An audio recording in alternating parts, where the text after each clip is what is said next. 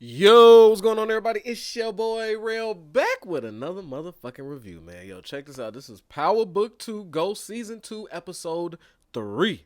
Tres. They say this is a. Come on, man. They say this is a review. Fuck you talking about? In a small, poor town where I'm not in a big, rich town. Well, no, yeah, I guess so. Yo, check this out, man. This was a goodie. This episode 3, was a damn fine episode. Let's clap it up for him. Let's give a round of applause for episode 3 because they had me fucking scared in episode 1, but episode 2 was a bit weird. But they gave us some storylines. They gave us kind of where the season is headed. Still a little sketchy, but 3 makes everything interesting. The third one, the motherfuckers got it right. First and foremost, I need to salute the most professional stripper escort women I have ever seen in my life. I've never seen such a thing. These women, right? Their just level of professionalism is just like through the roof. They sat here and watched Mecca fucking choke a man to sleep. They did not budge. They did not show any face of worry. And then once he placed that man to sleep via strangulation, they jumped right on Kane and said, well, let's get the party started. Kane, the serial killer, right? The psycho serial killer, was disturbed. He had questions. He was a little confused. Not the strippers. They said, hey, focus your attentions here. Bring them here. And I got to say, I got to applaud those ladies. I've never in my day seen such fucking that was magnificent. I've seen less and reacted more. I don't know. Salute to them ladies. I wonder how much they fucking cost. But anyway, so what we got here? Should we do, let's go ahead and let's start off with Mecca. That's how I started off. So we got Kane and Mecca linking up. Mecca invites him to his home. Mecca throws a party that didn't seem like his type of scene. Like, that didn't feel natural to me for him to throw a party. He seemed like such a... And he loves that sushi chef. That nigga... And I don't... You know, that chef got something to him. He holding pistols. He's a... I don't know. He feels like a soldier to me. Like... But that can cook, which makes him a fucking valuable asset. A nigga that could cook a 5-star meal and catch 5-star bodies, like, I think that's what he is. But another level of professionalism from the cook. This nigga Mecca has an eye for work talent. Like, he has an eye for workers. Like, he only... I don't know. He wouldn't fuck with Kane if he wasn't trying to fuck Monet and get into her life again. But yeah. Kane, the cousin that got choked out, was finna give up all the information. He was finna be like, yeah, he here for this bitch, and then he was gonna put it together. But now Kane knows, like, as soon as he started talking about that woman, he's like, okay, I need to look more into this, right? Then let's see, Mecca and Kane. Kane wants to know more about Tariq. Mecca wants him to trust him more, and is like, okay, you need control of Tariq. This is how we got to get it done. So Kane hatches a plan to go through Braden via Mecca's advice after watching the whole thing go down. Then Mecca and Monet. So he's spreading his loyalty in Kane, right? He's shutting down conversations about people speaking on his business. And then he's taking Monet on fucking helicopter flights and all type of shit. We're going to touch on all of that though, right? And he's setting up a scheme so that they could get more control of Tariq. They don't really appreciate how he just takes drugs, gets money, and don't know how. Which, I don't really see the fucking issue. Like, the less you know, in case the feds come down on you, wouldn't you like to honestly not know what the fuck this nigga was doing with it? So you couldn't be implicated? Like, that would at least shrink some part of, like, the less people that know. Like, I don't understand why the only people that understand that is Tariq. I don't... And he's been selling drugs for 3 months, but he knows the power of just knowing certain things and fuck everything else. Like keeping shit on the hush. But what we got here? First off, Kane held down this episode completely. But let's talk Diana going to see Tejada. Right? I couldn't figure out why. I knew Davis and Sachs had something brewing because they have to have a case. Otherwise, what is their purpose, right? But getting information. And so we thought it was gonna be Tariq. I thought it was gonna be Sachs sabotaging Tariq somehow. But it seems like after Sachs blew up, because Diana, well, I'm all over the place. It was so much this episode. It was a great episode.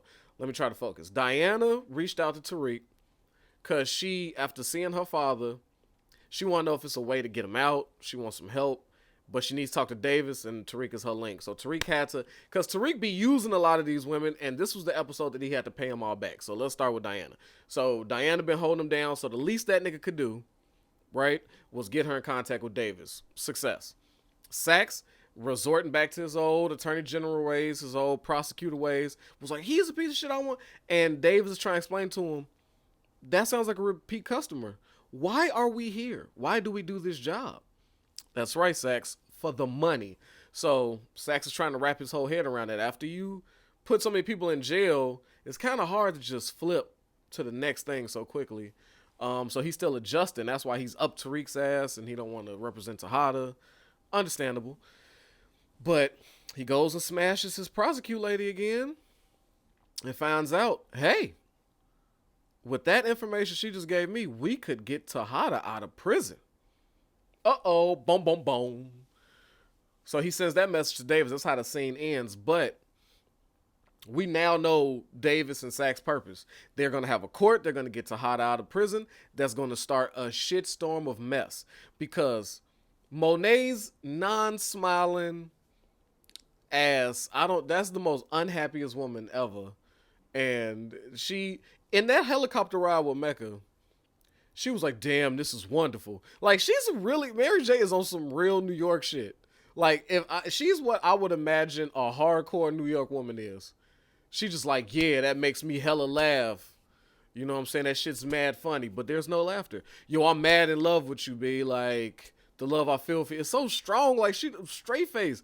Like, bitch, smile. Like, you in a helicopter? You like some shit? I hate a motherfucker that say, yeah, I'm enjoying this. That's Monet. I'm enjoying this shit, son. Like, oh, okay. Why you so aggressive?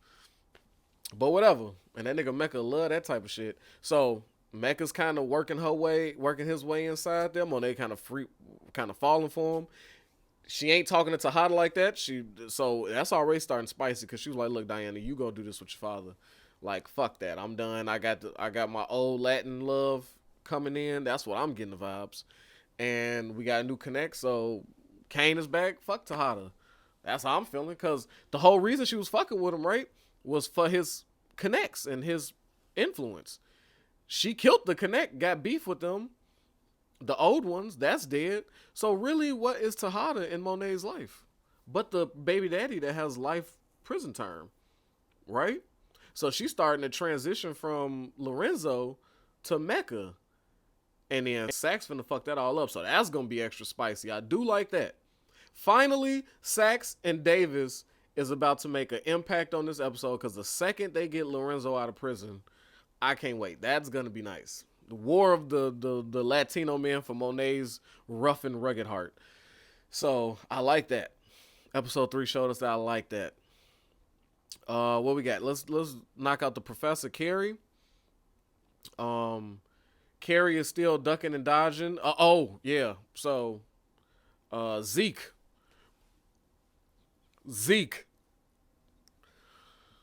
He gets picked up by the cop that's hunting Carrie. So the cop's theory is Zeke is fucking Carrie. Carrie unmotivated. There's no motive. He has no motive. I'm still trying to put it together like, okay, so she sends Zeke to kill him. Okay, fine. I can see how you put that together. Carrie wouldn't directly shoot Jabari in the face, which she could enlist a man with her feminine wilds to do this job for her. But I'm sitting there like, there's a lack of motive, my man. Like, he pressing this bitch hard. And they have professional arguments from just what Tariq told him. So that was enough, nigga. That was enough of a motive to shoot this man in the face, to have this. Maybe he's thinking, oh, love triangle. But the fact that I guess he did just see him leave her crib. I don't know why this officer thinks that Carrie's pussy is so powerful that this man, Zeke, who is league bound, guaranteed to go to the NBA, is so madly in love that he's going to shoot Jabari in the face and risk losing an NBA career over ass. That's a reach, my man. That's a reach. I'm not seeing that. So this cop clearly is finna learn fast that what the fuck have I been wasting my time doing? Like, clearly this is not it's unmotivated. Zeke in prison. Carrie didn't do much but get hit on by Councilman Tate. We'll talk about Councilman Tate. He's got his own thing going. Okay. Zeke. God, I hate that nigga. So he's in lockup, right? He's in lockup. Not lockup. He's in questioning with the cop. Oh, no. Where my auntie? Man, damn, I missed practice. I can't leave. What? And the dude keep telling him, like, you can go, you can do this, sit your ass down. But Zeke never been in question. He don't know what the fuck. He just following. He's like, I need to talk to my auntie. Calling the auntie, calling Monet. She on the helicopter ride, falling back in love with Mecca. So that's a dub. And he ends up giving the officer a missing detective's PBA card. Right? And then this dude freaks out. How the fuck you get this card? Where'd this card come from? And Zeke's like, yo, he was a fan of the basketball team. He came to me one day after a game and said, yo, I love the way you play. If you need anything, here's the card. That sounded legit to me. I'm like, yeah. When did he give it to you? At a basketball game, bitch. Whatever game he came to. That sounds legit. So I'm already having a problem with them linking this PBA card to Zeke's involvement with the missing detective, or him knowing about the dead detective, or another reach. Like, they was doing good by bringing in Davis and Sachs to make a Lorenzo court case possible, or have them have a purpose in this. So I'm like, okay, cool. I'm like, thank God. All right, they're not finna do no goofy court shit like the first season with Tasha. But now, this detective, it's too many holes in this story. Like, why is this PBA card? Can y'all explain that to me? Like, is that not a good enough reason?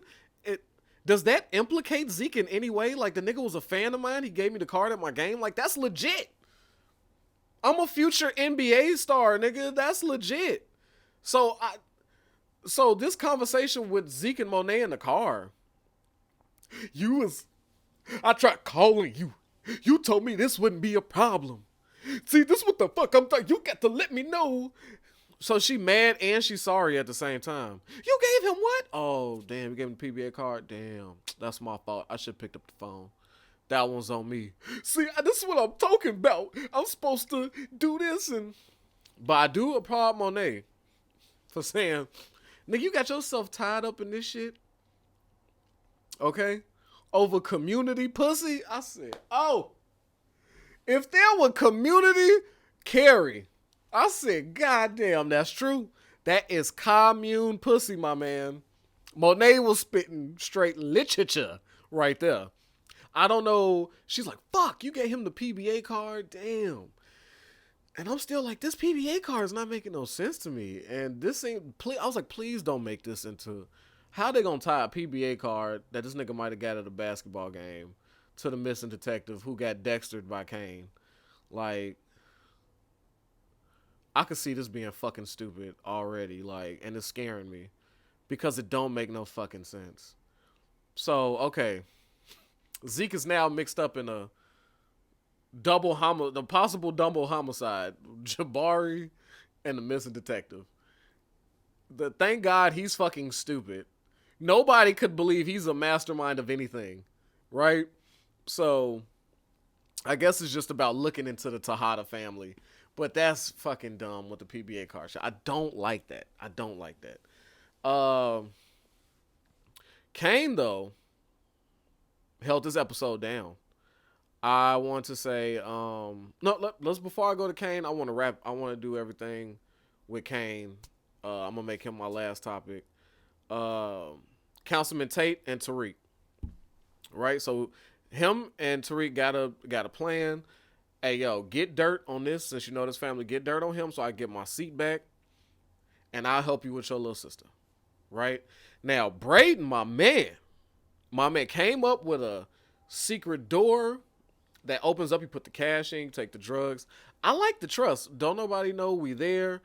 It's genius. I don't know how you trust these kids to just put the right amount of money in and get that.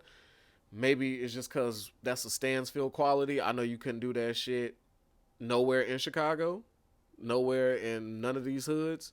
Nigga, them drugs is disappearing with no money going in there. That shit's dead. But not at Stansfield. That's a professionalism. This episode should be called Professionalism. People take their drugs, put the right amount of money in, boop, bop, bop, bop, bop, right? Up in Lauren's secret hiding place. Okay, Diana visits Tariq. We already covered that. Lauren sees her come out. Now Lauren extra pissed. Bitch nigga, I just yesterday showed you my secret place. Then you bring another bitch in my secret place. Now Tariq understands like, oh fuck. Right? Like, okay, I gotta appease this bitch. Cause it do look nasty. I dip every time I talk to this bitch, it's a text message. Now now we just smash now we no, they ain't smashed till then. So then we she shows me her secret place and fucking here comes Diana walking out. Right? Like he like, okay, well, perfect. I get a text again while I'm with her. But this time it's to see my little sister. Tariq does the smart ghost-like thing. It's like, you know what, shorty, come on, let me show you what I've been hiding.